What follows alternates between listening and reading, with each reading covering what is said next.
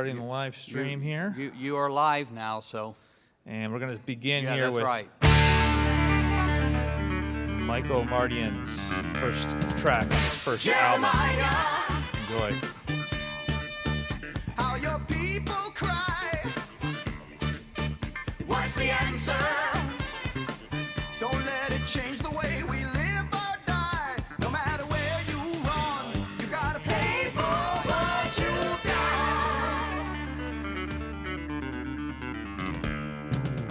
Obadiah,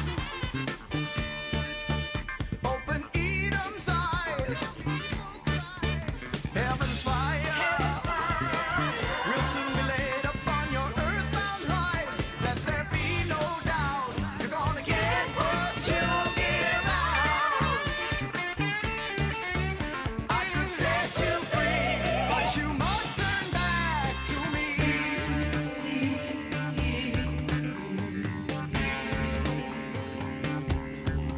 Fill it over and over and over and over again. Tell it over and over and over and over again. Zephaniah, sell your prophecy. Oh, Jeremiah, tear down the bed of your idolatry. Hearts that turn to gold will be turned to hearts of stone. I could set you free, but you must turn back to me.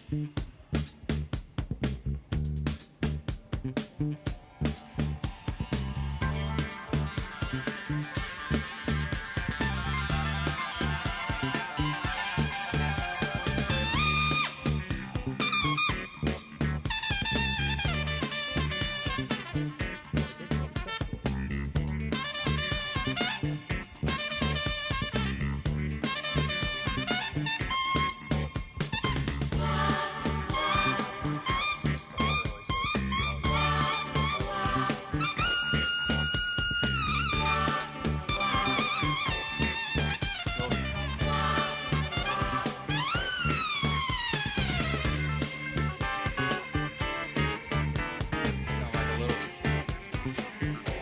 Chuck Mangione trumpet.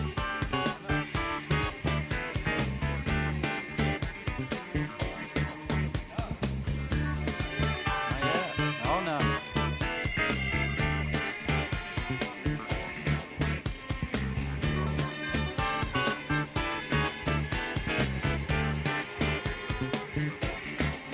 When he was still alive,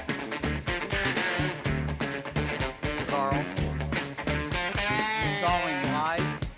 Okay, when he was still alive. Okay. The only one I ever got to go to was the memorial concert. Oh, not good enough, Doug. Yeah, I know it. I'm slacking. Oh.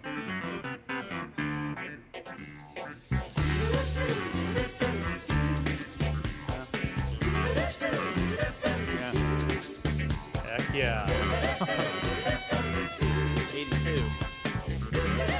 David Hungate played for Toto early on. Larry Carlton obviously played on Steely Dan's Asia album. And Jeremiah, I think Ed Green played with Steely Dan a couple times.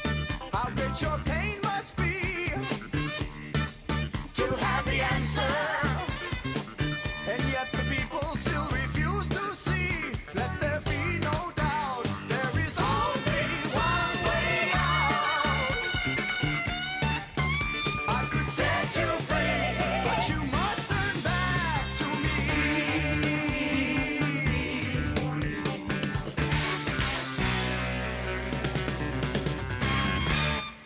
All right. Yeah. It's a good way to stop. Good evening. How we doing? We're here.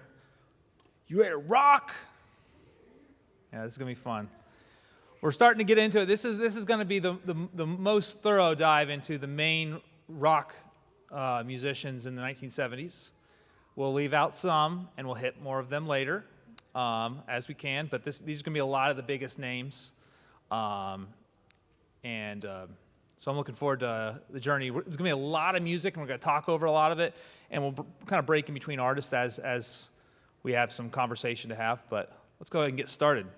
That was Michael Omartian. Omartian, there you go.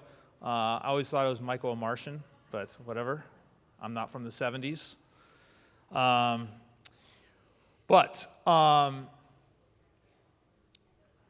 Last time we mentioned Larry Norman, we spent a lot of time on his first album and touched on his 1972 album. He actually has a few other smaller albums, Bootleg and something else. I can't remember what it was called before, but this is the beginning of hey guys, there's some handouts over there.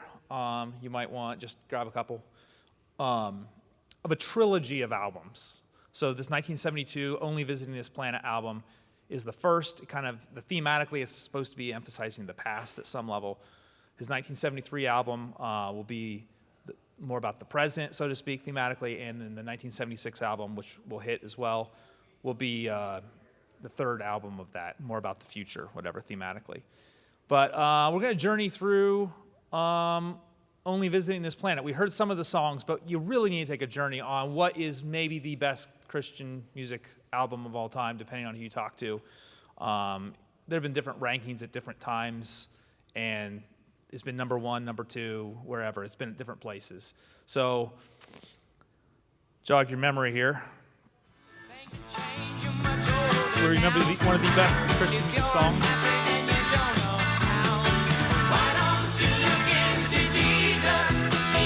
last week. It's a fantastic track. Opening song. He comes down a little bit. Some say he was an outlaw, that he roamed across the land. Handouts over there. The band of unschooled ruffians and a few old fishermen. No one knew just where he came from or exactly what he'd done.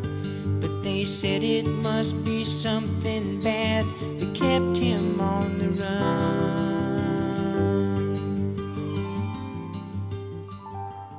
He had some secular songs on this album.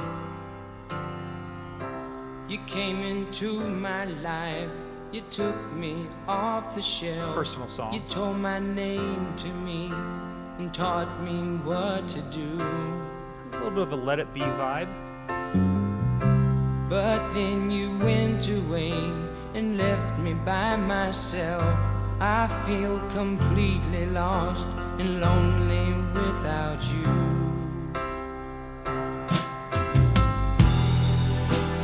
Why'd you go, baby? I guess you know I've got to learn to live without you. Kind of reminds me of I've got Bread to a little learn bit. to live without you. Bread.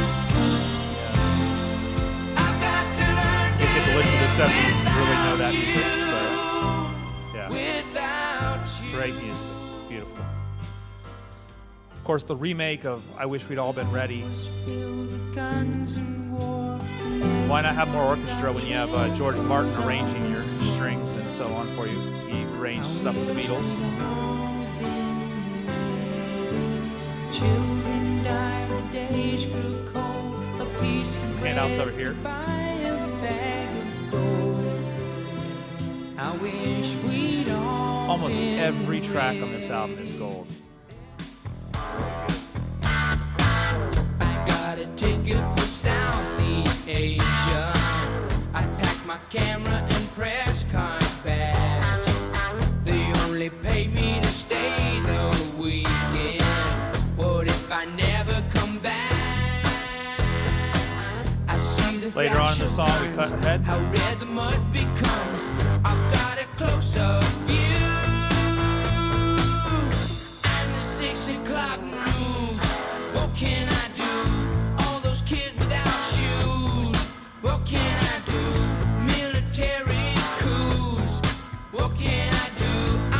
the 6 o'clock news. I was born and raised an orphan. Totally Bob Dylan. In a land It's not Bob that Dylan. once It's not. was free.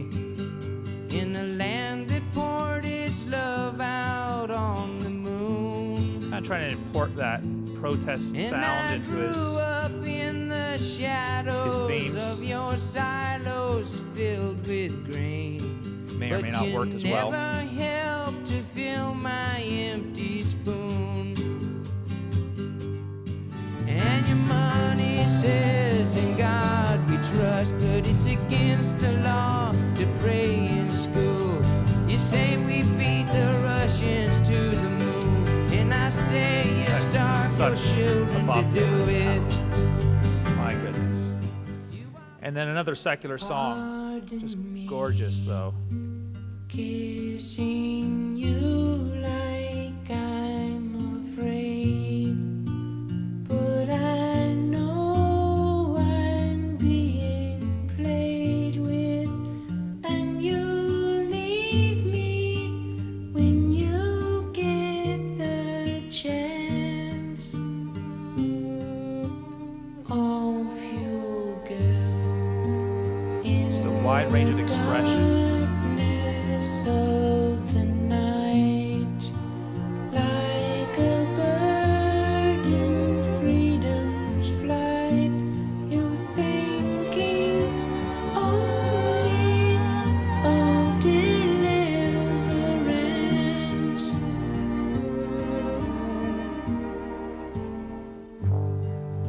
So there's the first album. That's not every track, but that's a lot of them. And just a wide range of expression and just musicality there. Any thoughts on that one? From what you've heard. A little bit of thoughts. Really? Yeah. When did you purchase that? It was a little bit later in the 70s, Okay. probably 75 or so. Yeah. Cool. Good memories then. Oh, yeah. Oh man. It's make I still had it, but it's making me want to get a turntable and actually just like buy records now, because it's like, okay, this is cool. Sarah would be totally into that, right? You're all for that, right? Well, yes. Well, the second of the trilogy, So Long Ago the Garden, what another great cover. You know, he was trying to, the last cover was too ordinary. This needs to be a little more creative. So let's check out this, just a few tracks on it. Not really a success commercially. If I could find someone who really cared for me, someone to share my love and keep me company. If I could find someone, I'd let them take control. And in exchange for love, I'd give my very soul. And people know this one. You know this one? I almost cried Yeah. each night, 'cause fate has put me It does have enough, yeah. on the shelf. I get so lonely, Yeah, that's very Elton John right so lonely by Not Elton, myself. not Elton. there. But you can hear that, yeah. Kind of a fun, semi-serious, Christmas ain't what it used to be type of. Santa Claus is coming and the kids are getting greedy. It's Christmas time. Huh? They know it's in the store because they've seen it on hear the that one? TV. Oh, really? It's Christmas time. I didn't know they did this. Oh, it sounds like Christmas okay. time. It used to be the birthday of the man who saved our necks. Oh, it's Christmas time. But now it stands for Santa Claus. You spell it with an X. Spell Christmas with an X, whatever. Actually, that's Christmas an old kind of Yeah, fundamentalist idea of it's Christmas everyone's against the time. Christians kind of argument. But why not bring it out? Kind of punchy thematically. All right, so Christmas time. Third album, The Rock That Doesn't Roll. Opening track.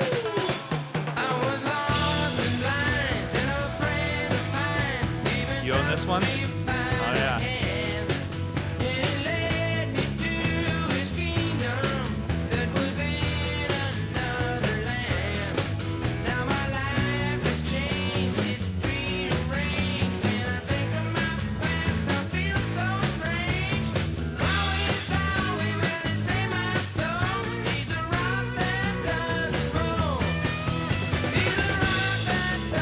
Good old school rock and roll sound.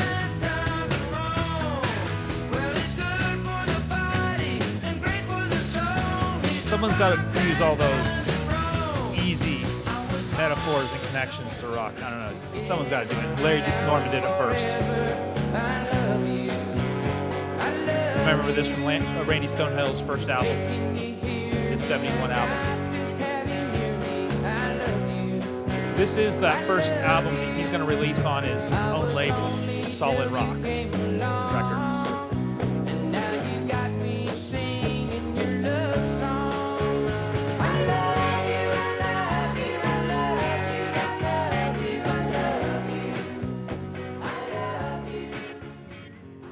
Kind of an odd way of...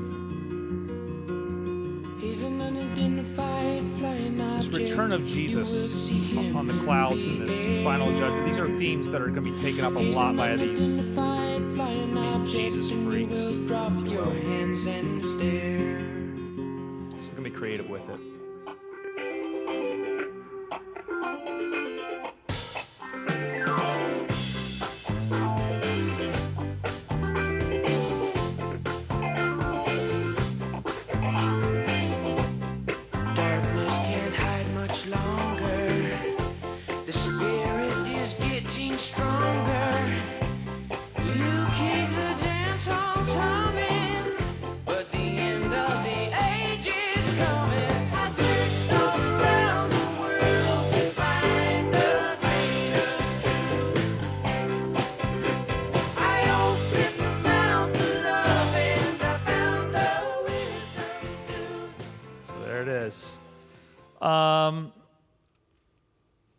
So yeah, he also concluded the 70s in some ways with this satirical album, Streams of White Light into Darkened Corners, and he's going to cover a lot of those Spirit in the Sky, Put Your Hand in the Hand, all those kind of Jesus rock stuff from the early 70s that were done by secular artists. And it's kind of a sarcastic radio show style with Randy Stonehill helping him out. On the back, inside of the cover or the back, I can't remember what it is, there's that little statement there that it's a satirical record. Anyone who doesn't have a sense of humor that leans toward the surreal, a cursory interest in pop music, and a healthy indifference disdain for ego-lipped disc jockeys should definitely stay away from this album. So he had a little bit of a sense of humor about everything. So that's worth checking out. You can kind of do that. So those are the big three for Larry Norman in the 70s. And you can see that he's just a major figure for the sound. Doug, some thoughts? I agree with you. You agree? Yeah. Let's move on a little bit. Randy Stonehill, his biggest album here. Welcome to Paradise, 1976. Opening track, kind of becomes his song. Drifting wild like a ship that's lost out in the ocean. Everyone's a homeless child, and it's not hard to understand why we need a father's hand. There's a rainbow somewhere, you were born to be there.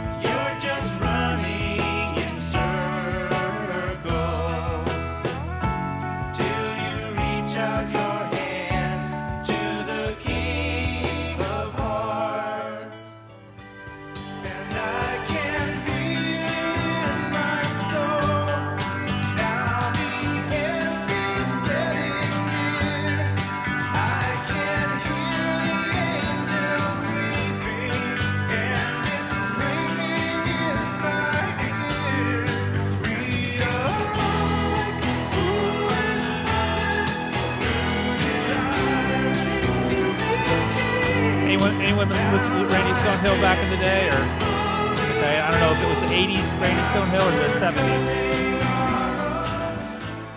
In the 70s, I was, well, 80s, I guess. I was a district NYI president in Northeast Indiana, and we brought him in for a concert. Okay. So, In the '80s, he's gonna make a real big hit. in the early 80s. With early '80s with "Shut de Do." Keep out the devil. That's it. Keep out the devil. Shut the door, keep the devil. Yeah, so that's going to be him, which you're like, not say, that doesn't sound at all like, no, it's totally some, it's all, there's your cultural appropriation for you. Totally just taking on this Jamaican sound, but whatever. Not at all what his music sounds like, but he's gonna make that popular, and cool. Phil Keaggy, we talked about him, What a Day. That album kind of sounds like Paul McCartney singing. So he's beginning here to really take off. Interesting, this is recorded very briefly for not much money. And as it says, inspired the producer so much that if the story goes, he became a Christian himself during the recording process. So. Spring is calling, and this winter comes to an end. Spring brings life again, born again, given life new. That is what the Lord will do for you. His big album is Love Broke Through, 1976. And now we're talking high quality session players. They're all top notch. Leland Sklar is going to go play on a lot of like Steve Kerr Chapman albums and things like that later on. Was trying to build a highway to the sky. All my hopes would come tumbling down, and I never And people know this song. just why. Until today, This version, when you pulled away or the Keith Green clouds that Keith hung Green like version, one that I- curtains on my eyes, I was blind all these wasted years, and I thought I was so wise. But then you took me by surprise. Air Supply, you said? Like waking up from the longest dream. How real it seemed Good track. until your love broke through. I was lost in a fantasy that blinded me. A lot of themes about just what it means to become a Christian, first-time Christian. This is coming from, the new Christians in this kind of hippie world, and so that theme. Phil Keaggy's gonna groove. That's what he's gonna do. Increasingly so. He's a top shelf player. He hasn't always been He's got great guys around him now. and he won't always be. But he's on the move at this moment, measuring life for you and me. Big leap in And production. he's just the same today. Yes, he's just the same. Now he's gonna form Phil Keaggy Band here and Whenever have you find yourself smack dab Where's My in the Maker? middle of trouble, and you cried out for help because of me. Steely Dan's and Haitian mighty Divorce. men. Remember just how you felt. Go check So that out. sad, and you worry sad double. When you cried out for help, then you were free to live again. But have you ever said, where is my maker? The one who gives me songs in the night, who gives me the courage to live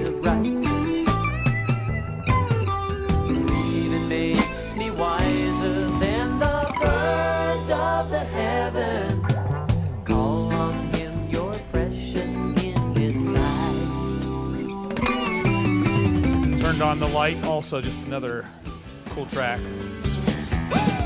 Just turn on the light. Just turn on the light. Now we can see clearly 'cause it just turned on the light. Well, I'm thinking about the urban legend that no, see, I'm getting old here. The urban legend about Phil Keaggy is that something about a fill in the blank excellent guitarist says you're the best guitarist. Like, no, Phil Keaggy is. Yeah. Phil Keaggy's on record saying that's actually just a myth. Yes. But in to his credit, he is pretty much every bit as good as Jimmy Page or Jimi Hendrix. Jimi Hendrix. Jimi Hendrix is the one that Most people compare it to. that supposedly said that. Right, and technically not, And it but wasn't- as an acoustic wasn't player, true. They never met. They never yeah, heard each other. I mean, he never heard Phil Keaggy. but I'll tell you, and this next example is a good instance of this. Master and the Musician, 1978. He plays classical, he plays acoustic kind of stuff, he plays lead. It's the versatility of Phil Keaggy that makes him unmatched as a musician.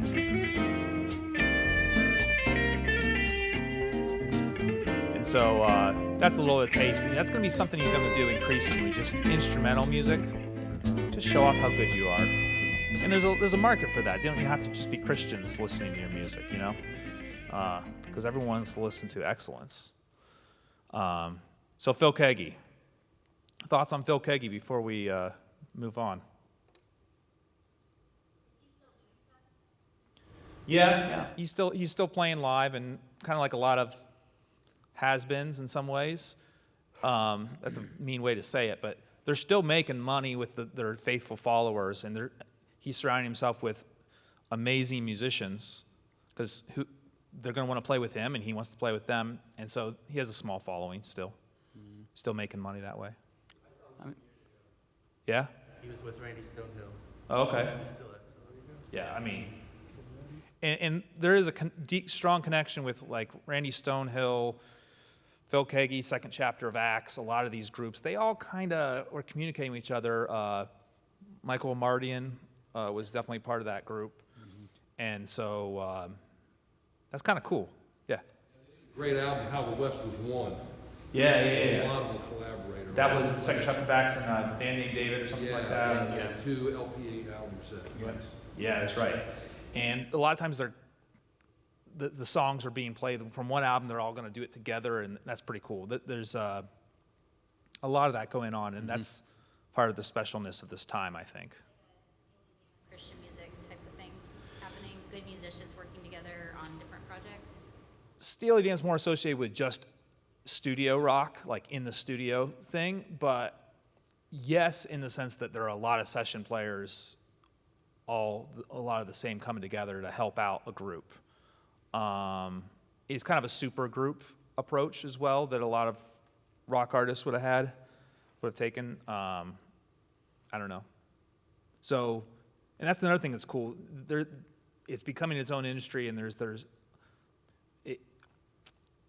a lot of respected musicians now in this industry that you can have super groups and it's meaningful. So, boy, this is jumpy. Yes. Oh, now? No. Oh, No, yeah. yeah. He lost part of one of his fingers. Yes, he did. It's his picking hand, middle finger. So he cannot flip anyone off, which is probably good. Middle finger, he does a lot of picking actually. So he uses his thumb, index, and the other 2 fingers to do a lot of stuff. And he lost as a childhood accident very early, 4 or 5 years old or something like that. So before he even learned, he was learning without that middle finger. Yeah, but not hindering him. Now his left hand is fully there, and he fully utilizes his fretting hand. And a great singer. I mean, just all around. I'm sure he also plays keys and does other stuff. So Phil Keaggy's, this is his arrival, his maturation in some ways. And you see with the, I mean, he's going to go on and do a lot of other stuff, but I think this is the first big splash for him is by the late 70s. We should probably talk about second chapter of Acts.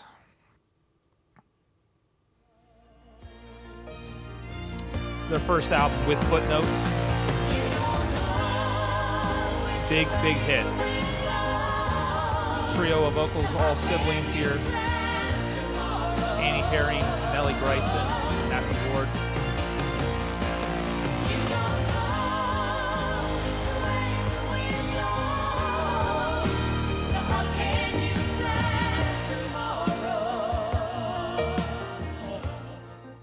Most known for this song, though.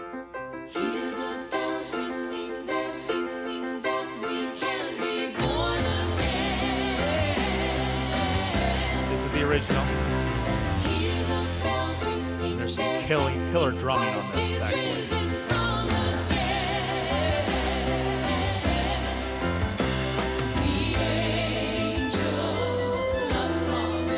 Cool synth.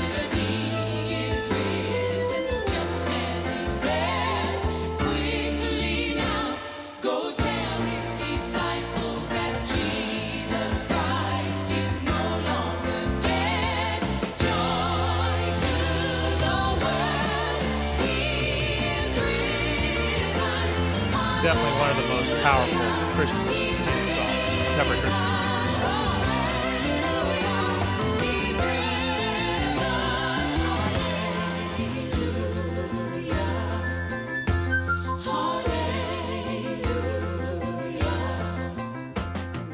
songs. So just amazing. That's their opening album. 1975, they get in the volume of the book. See some of those same great names playing on this. We're talking about.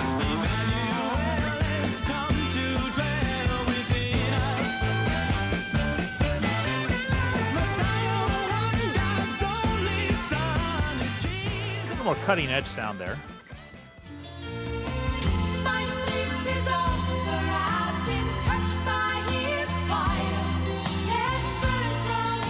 Exceptional vocals all the time.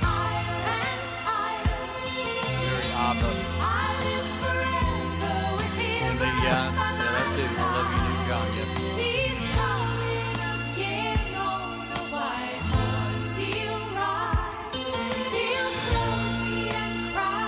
Did anyone have this album or yeah? All right.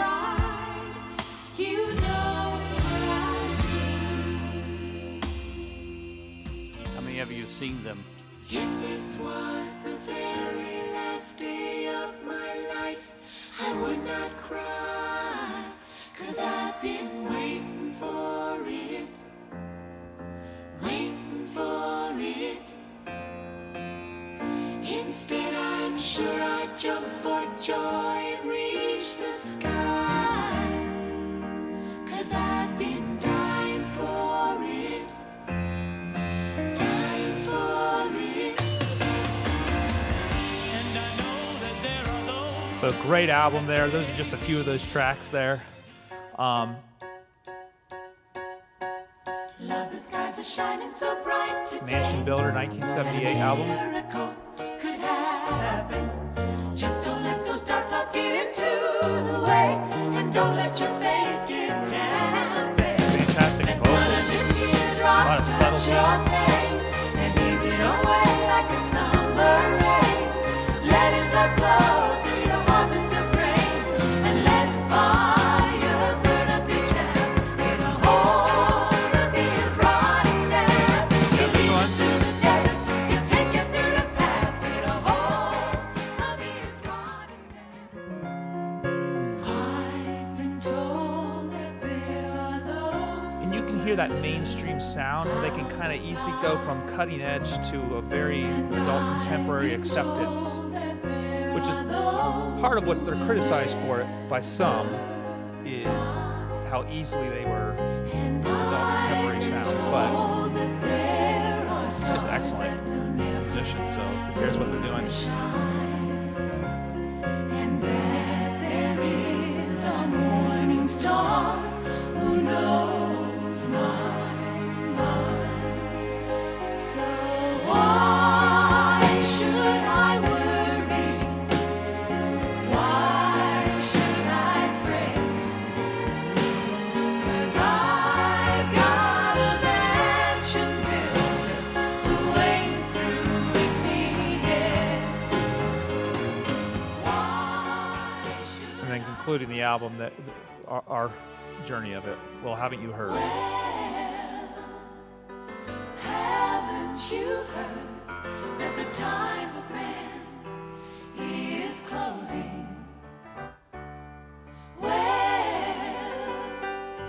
can't you see that the Son of God is coming? Christ is coming in glory, coming to reign. So, well, haven't you heard? There we go. Thoughts on second chapter of Acts? Just experiences. Who's seen them in concert? 1, 2, 3, couple. Thoughts? Yeah. Annie, she was like the leader of that group. Whenever they were in concert, she was the one to do the speaking. Yeah. And it was more like a preacher. And they're fantastic. Yeah. And they're going to be around until into the 80s. I think they disbanded in 88, I believe. So late 80s is when they're kind of going to end. So just they are just as big in some ways influence as Larry Norman, I think, because of the mainstream influence they have. Larry Norman's obviously starting it all, and has those influential albums. But Larry Norman's controversial, in the 70s throughout, and his albums aren't being purchased, and record companies don't like that, and so he starts his own record company, and because they don't want to sell something they can't sell. Right. Second chapter of Acts is going to be a little more easily consumed by church folk. Miller was really popular in my time. I mean, a lot of the youth choirs would do it. So Okay. it was real popular. And so that's another way you can become accessible, and you'll see how those artists just finding ways that people will get to know you. It's marketing, even if it's not just good songwriting, it's also functioning as marketing for, okay, if a youth choir is able to sing this, then that's going to help us out. We'll get royalties as well, and obviously. Yeah. About the musicianship, they have to be good musicians in order to be able to put together an album like that, where all of these artists, where they can cross different points of what's happening musically in the secular world, to be able to put an album together where you go from ABBA to rock to having a little bit of Spanish and orchestral influence. I mean, they Yeah. have to be good musicians, great musicians, to be able to do this. And you might notice that a lot of the same names have been playing. They say, hey, this person's Michael Omartian's been playing on this. David Hungate was playing on this. Whoever it was. Phil Keaggy's playing guitar. Well, they're all helping each other out, and that's a great example of how this music was able to get to, excellent music can happen when. Well, second chapter of Acts were the background vocals for Barry McGuire's first album. Oh, So, they were. a lot of collaboration going on. They were in there, and plus, you've got a lot of these musicians that are songwriters, and they start in studio and things like that, and then they kind of hit it themselves, and then they're out there. But so you see that progression of these groups being involved in behind the scenes just as much as you see them, out in front on their own. So. Yeah. Well, you can't have the 70s without Keith Green. Doug, let's introduce Keith Green. Wow. Keith Green. He, this is one of those things that you can tell how important somebody was to you when you know where you were at when you heard they died. And we're kind of experiencing that this week, in a new phase with Kobe Bryant's helicopter crashing and him being killed and his daughter being killed and the others and so forth. And, for me, I remember where I was at when I heard on the radio that Keith Green had had been killed in a plane crash. 1982. 1982, July 28th, 1982. And I had just finished up mowing some grass for one of my parents' rental properties at the time. And Cindy and I were married, and it was during the summer, and so I wasn't in school. And so I was down helping Dad with that kind of stuff. And I had just finished up, gotten into the car, turned on the radio, and they were playing a Keith Green song. And after it ended, they said, well, this is a tribute to Keith Green. And immediately in my mind, I said, well, a tribute, okay, well, at least it's not a memorial. And then he came right out and said, who was killed in a plane crash earlier today. And I just, like, you know, that's been burnt into my brain ever since. And he was a huge, I don't want to say idol, but he was somebody that you know, that I just really followed and really enjoyed his music. You've got the stuff there. We're gonna play a little clip here for you, because one of the things about Keith Green is that he began very early in life. I mean, extremely early. One of his grandfathers was started the first purely rock and roll label called Jaguar. It was his grandfather that started that, and he began to sing and play instruments when he was just like 2 or 3. He had perfect pitch. His mother said when he was 2 years old, and he would sing kids songs, you know, that he was learning, and he had perfect pitch. He learned to play the ukulele when he was 3. He learned the guitar when he was 5, and he started on the piano when he was 6 or 7. I had some couple different sources that kind of early on. Yeah, it was very early on, you know. And he started just like Aaron, playing classical music, you know, and you know, and things like that. And he didn't like it, so his grandfather, who started the recording studio, he taught him how to chord. Big moment. All right, and from there on out, he started writing music. He started doing things. What we're about to see here is when he was 11 years old, Keith Green was signed to a 5-year record contract to sing his own rock songs. Here is Keith Green singing one of his own songs, We'll Do a Lot of Things Together. Sorry for the bad audio quality.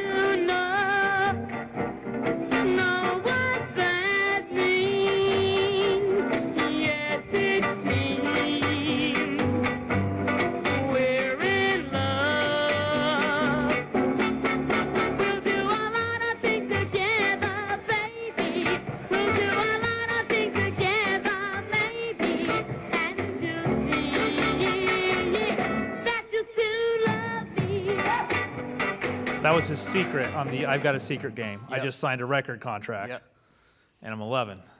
Yeah, so he went on, and so he had this 5-year deal, but by the time he was 14, I mean, he had been his pictures were in teen magazines. They were trying to market it like that and everything. But when he was 14, he felt like he was washed out, that he was a has-been at the age of 14, because this other guy came along by the name of Donny Osmond.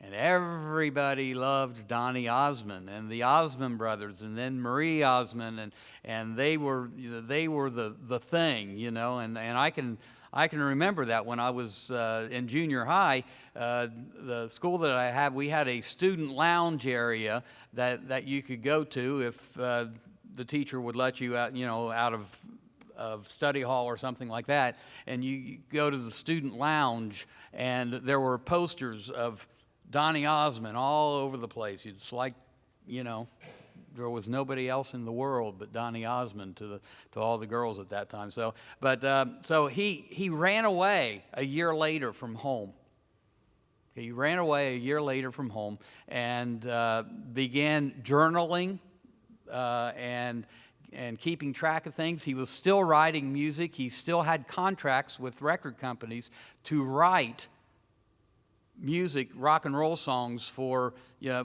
other people to cover, and we were listening to a couple of covers that he did of some of his secular stuff, his rock and roll songs that he wrote back in the 60s, and it's really interesting. You should look up that sometime. But then when he was about 19, he met Melody Green, or would become Melody Green, and they started hanging out together. They were both kind of on the same spiritual journey and looking at things and trying to make sense of life. And in their travels in the hippie realm, they ran across Randy Stonehill, and Randy Stonehill invited them to come to a Bible study. And at that Bible study is where they heard about Christ, and they accepted him.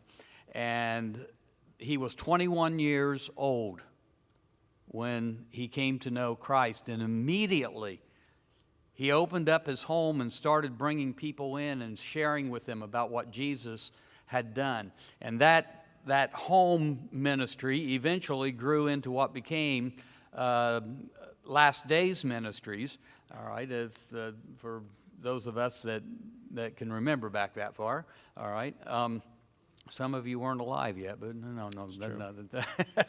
But anyway, he Last Day Ministries, and they moved from California to East Texas. And Last Days Ministries got started, and he started writing music, Christian music now, about his relationship. And he would write songs about how he was growing in Christ, about the questions that he had, about the sins that he had committed, and he needed to repent of it, and he needed to find victory. He wrote songs about all this stuff and started recording it. And he was very controversial with the record companies because he decided that his songs were the gospel, that these were gospel songs, and the gospel should not cost anybody anything. It should be free. And so he started giving away his albums, not selling them, but giving them away. In fact, he gave away over 200,000 records and albums and tapes, all right, to prisoners in prison. All right. I remember getting one of his tapes for free. All right. Yeah, and I wasn't even in prison, you know. I was gonna say it was called. Let's qualify that. Yeah, it was called the first year of marriage. All right, you know, in that prison, Oh, you know. boy. No, but no, sorry, honey. We are live. Yes, I know. No, but somebody tell her not to watch this episode. All right, so okay, but I won't tag her in this. yeah. So no, but I remember getting one of his tapes for free. And that's not a small thing, given how good his music was and how this was gonna sell. I mean, this was high quality stuff. Very high quality. You know, this, in my opinion, his debut album here is the best album of the '70s. Yeah. Christian Yeah. music. I think it's so good. We listened to it here, so Let's listen to it. It's so good. yeah, it's so good. So good.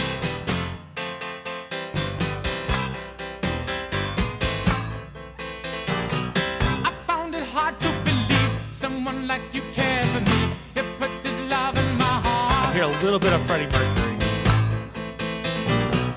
I tried but could not refuse. You gave me no time to choose. You put this love in my heart. I wanna know where the bad feelings go. When I'm depressed and I get down so low, and then I see you coming to me, and it's alright. Wow. Rivers overflow. That was the first track. Here's the second. Friends may come and go, but you've been by my side with every tear I've cried.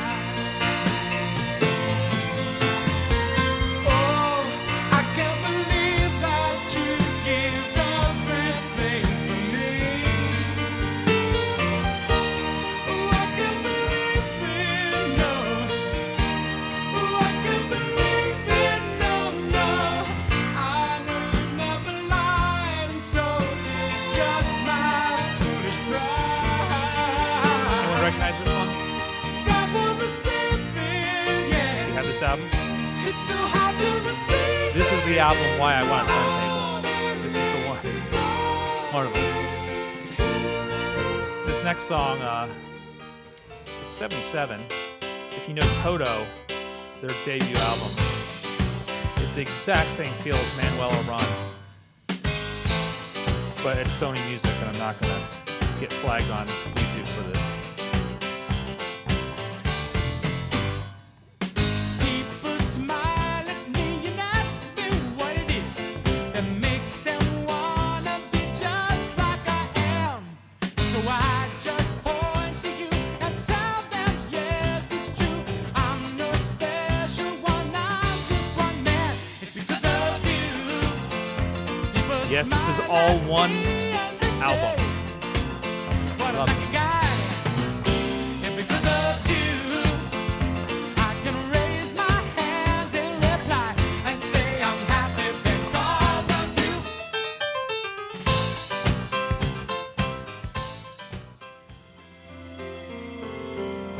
My son, why are you striving? Creative lyrics. I think I remember Keith Green. I think of Keith Green with creative, Can't add pointed one lyrics. thing to what's been done for you. I did it all while I was dying. Rest in your faith, my peace will come to you. Related to his writing of songs is that they never took any money from the sale of his albums directly or from the concerts at all. It was just the royalties. They lived on the royalty checks he got from all the songs that he wrote throughout the years. That's how he supported his family. All other money that came in went right into the ministry. Yeah, kind of radical. Like a foolish dreamer trying to build a house. His version of You Broke Through, Your Love Broke Through. All my hopes would come tumbling down, and I never knew just why. Until today, when you pulled away the clouds, Probably the first song it that I hung wrote. like curtains on my eyes. That meant something. But I've been blind all do like these his version. wasted years, and I thought I was so wise. But then you took me by surprise, like waking up from the longest dream I've really seen, until your love broke through. I've been lost in a fantasy that blinded me. I think Randy Stonehill also recorded this. I'm sure since he helped write it. But I don't know. Song I first learned from PFR in the 90s. Turns out it's Keith Green. And trials turn to gold. He shared with me his victory. He won in days of old. Oh Lord, Something else about his Christianity and his conversion was that Keith Green was Jewish, but he didn't realize that he was Jewish until he was much older. His family did not say that he was Jewish. In fact, his family religiously was Christian Science. And so he read the New Testament. He grew up reading the New Testament in the context of Christian Science. But once he became a Christian, he told everybody that he was a Jewish Christian. All right, so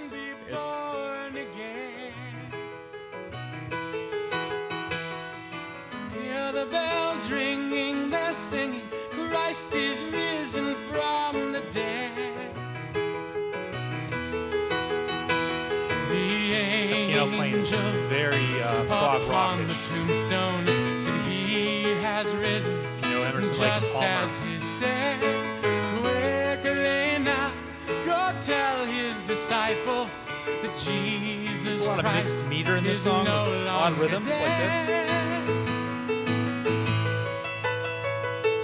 Joy Playing to folk. the This is very prog rock-like. world, he is risen.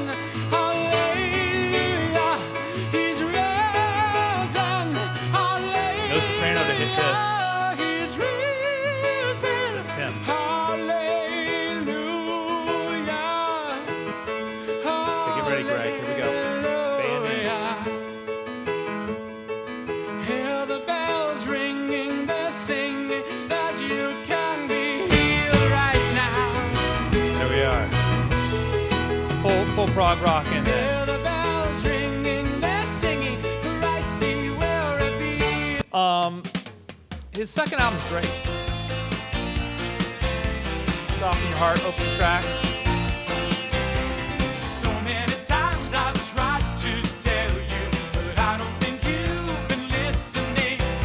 There's nothing no one Someone know that's Delamitri, right can say Golden, again, 'cause his mid-90s. love is free.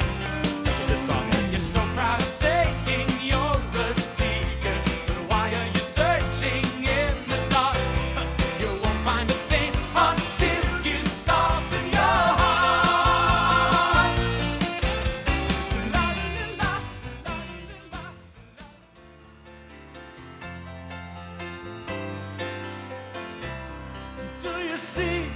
Do you see all the people sinking down?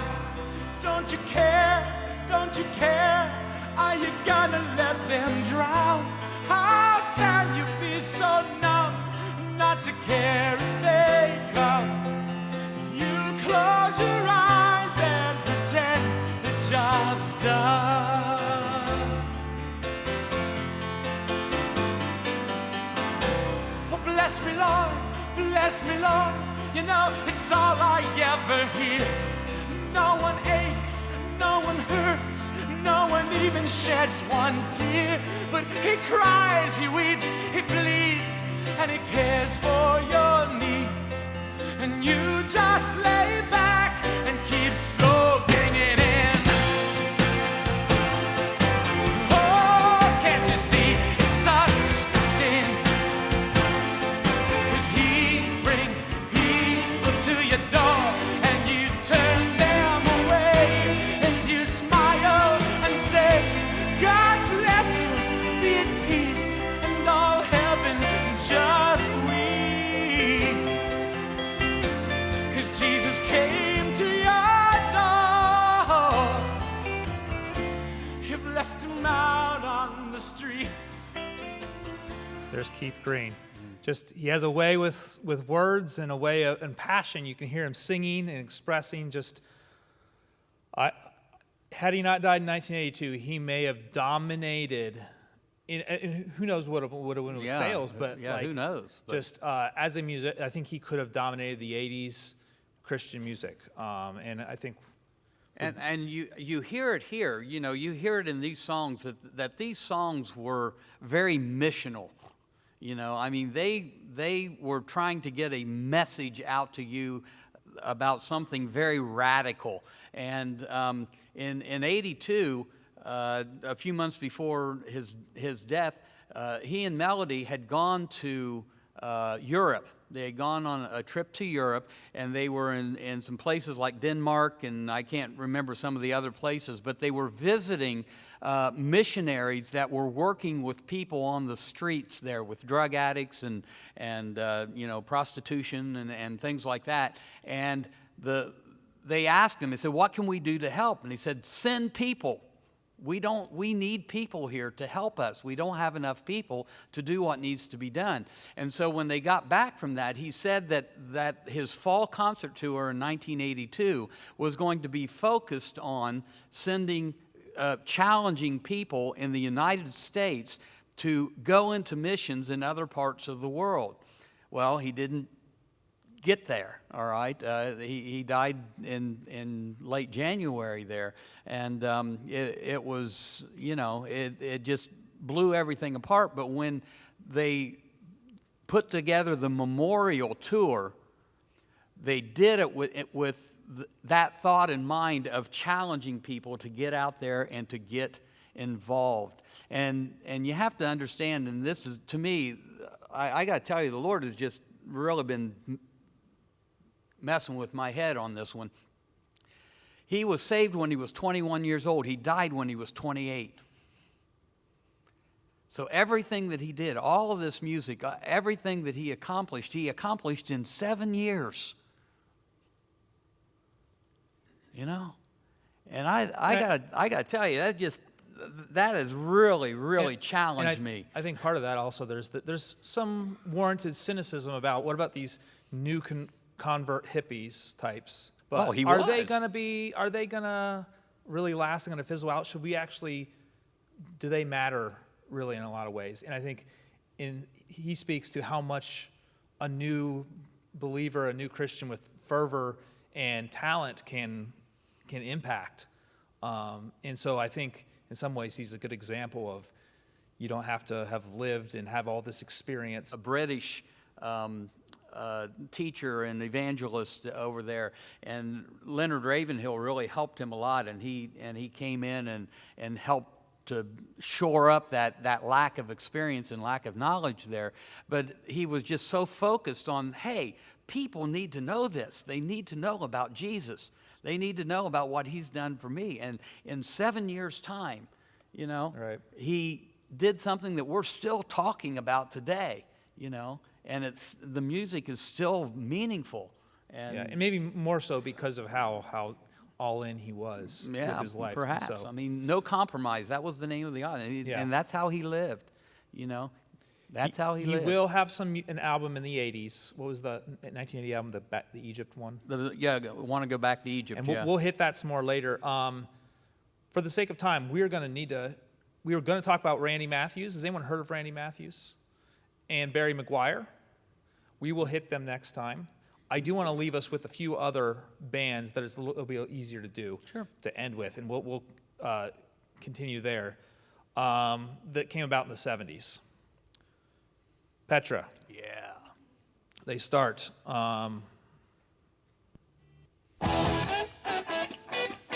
Opening track, opening album.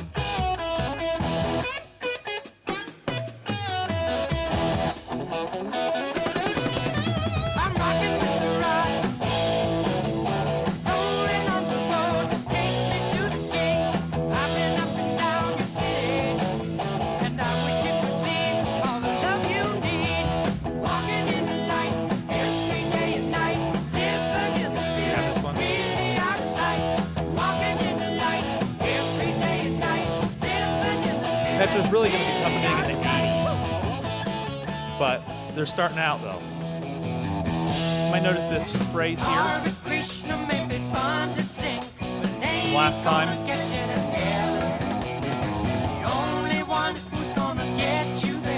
The reference to George Harrison's song.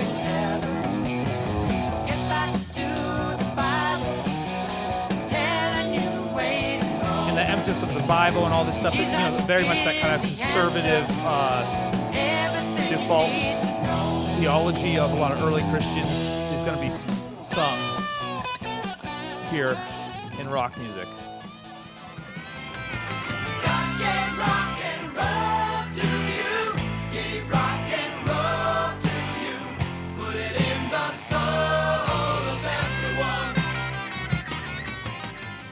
Yeah.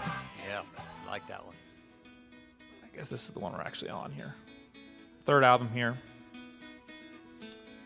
Washes Whiter Than, 1979. And you can hear that they are not just hard rock. It's an acoustic sound to them as well that they do well with.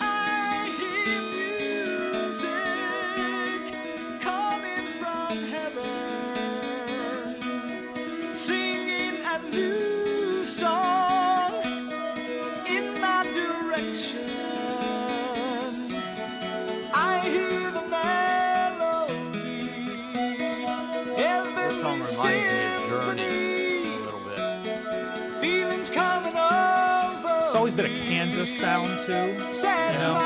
And I think there's actually a link people actually there with Petra in Kansas, which we'll dive into.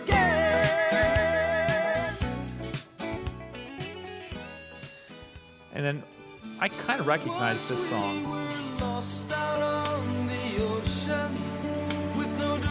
Part of their success is their ability to kind of have that adult contemporary sound when needed.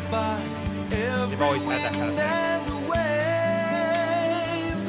Now we are in the world, not of it. We can surely rise above it, because the Lord has risen from the grave. Why should the Father bother to call us his children? So there's that Resurrection Band. Music by Resurrection Band. How'd this get in the stacks? Oh well, here's hoping. Not Led Zeppelin. We see wave after wave of people in the street playing their songs. Husband and wife leading this. People, oh people, why can't you understand? Fools with no disguises and love so close at hand.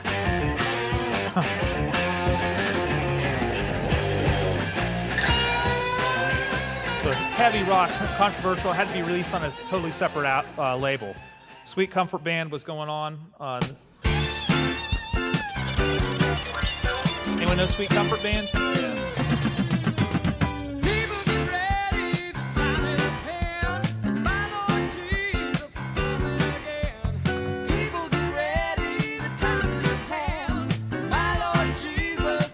Brian Duncan, you might know him as a contemporary Christian artist later. He's on keys and lead vocals. Didn't know that until a few hours ago. Please know that I love you, I'll stay by your side. Scream the undesirables and turn. Four guys, Terry Scott Taylor's your main guy. They're going to do country, but eventually just turn styles into alternative rock in the 80s. They're all over the place. Kind of a cutting edge, underground band in a way. They kind of were very influential on a lot of bands.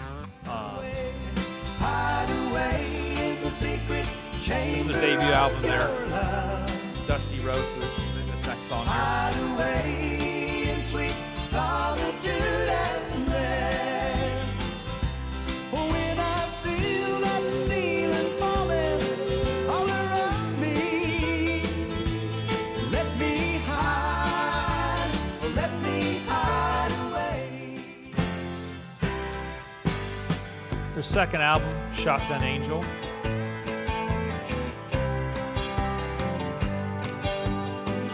Kind of a tacky lyric, but cool sound. Well, I've been driving all night and I know I'm getting tired, but I haven't got far to go. Does anyone know Daniel Amos? Think I'll push this southbound 18 with a little fur. I've been driving like a fool, dodging all the truck stops, trying hard to make it home. I gotta put the hammer down, drive it in the ground. Think I'm going crazy just from driving alone. So later in the song, you get this chorus.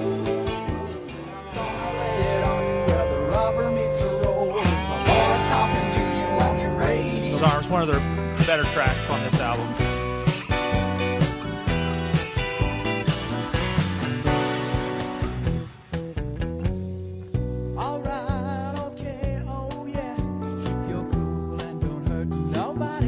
It sounds like Donald Fagen singing, actually. Steely Dan's. Dying to say, and you believe in the words of some buried prophet. All right, okay, oh yeah. Which makes me want to listen more. Love Steely Dan. And it makes you feel good till the night wind calls and the darkness comes whispering down the halls. And you're a scared little child who dreams he falls, come fall in your father's arms. So they're kind of under the under the radar, I think, but still going to be pretty influential. And then Posse in the Sky will conclude with this. Suddenly there is a cry. Look up, here comes a posse in the sky. So, there we go. Daniel Amos.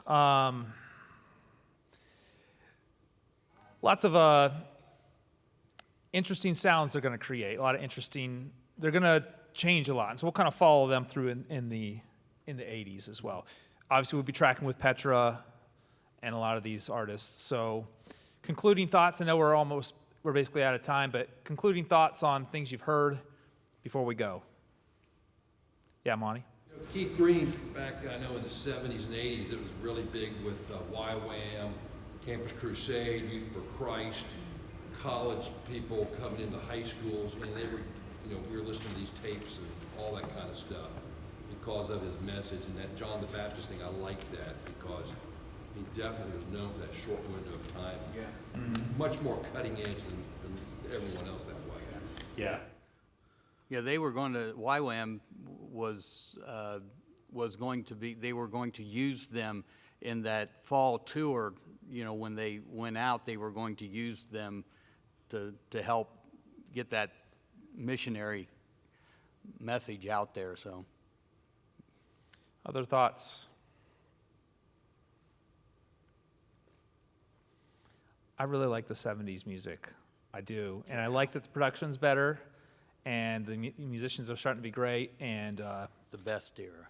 It'll be fun. We're going forward. We're going to hit on the ones we were going to hope to get to, Randy Matthews and Barry McGuire, and touch on some others. I know the other artists going to start in the 70s. There's also gospel music going on and other things. And we haven't hit church music, which is exploding. Things from Maranatha. Maranatha was releasing a lot of these bands, a few of them at least, and they're also creating praise and worship songs, which we're going to dive into soon. So we're spending a lot of time in the 70s, and the decades from here on out have a lot of, we're going to spend some time on them. So we will be hitting the church music and a few other of the artists. So let's conclude. Doug, why don't you close us with prayer and we'll get going. Oh, you have a thought, Dora? Go ahead. Prayer request, actually. Yeah. Joanna Hurley wrote, and she said, Mike's mom had her hip replaced Monday. Everything was going well until about an hour ago when she started slurring her speech. Now they can't get her away. Taking her in for a CT scan. We're headed to Circleville. Okay. Mike, okay. All right. Let's pray, Doug. Let's pray. Father, we thank you for music again, but we thank you for your word because it is what allows us to have hope. And so, Father, right now we especially lift up John Hurley's mother. You know exactly what's going on. And we just pray that you would be with them in this time, that your peace and your comfort would wrap around them, and they would know beyond any shadow of a doubt that you were there with them, that they are not alone. And Father, I just pray that we will take the message that we have heard tonight and maybe some of the songs that have challenged our thinking, and to go out and share your love and your hope with others in the world as we go back to our jobs and our regular routines. So thank you so much. In Jesus' name, amen. See you next week. Goodbye, Mississippi.